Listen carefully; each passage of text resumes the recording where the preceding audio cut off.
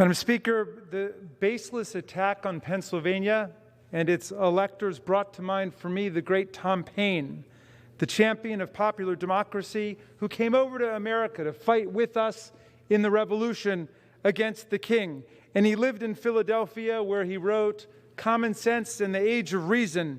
And Paine said, in the monarchies, the king is the law, but in the democracies, the law will be king. When you think about it, the peaceful transfer of power is the central condition of maintaining democracy under the rule of law. That's why the famous election of 1801 was such a big deal.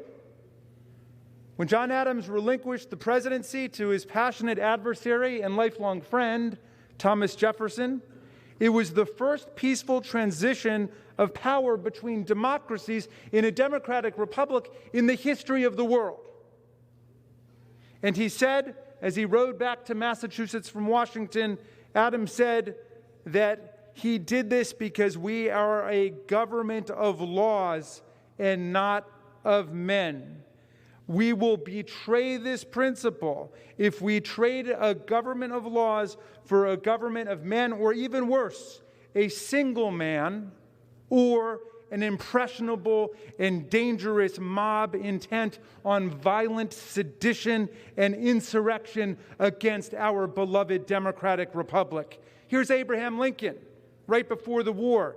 At what point then is the approach of danger to be expected? I answer, if it ever reaches us, it must spring up amongst us.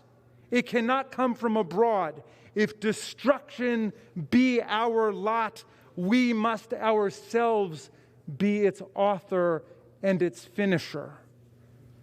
Madam Speaker, my family suffered an unspeakable trauma on New Year's Eve a week ago, but mine was not the only family to suffer such terrible pain in 2020.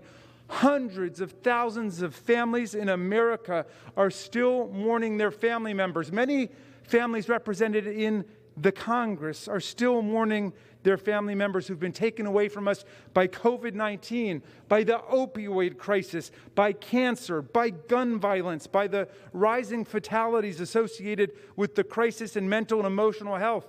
Enough, my beloved colleagues. It is time for America to heal. It is time for our families and communities to come together.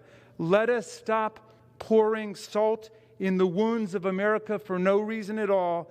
Let us start healing our beloved land and our wonderful people. I yield back. Thanks.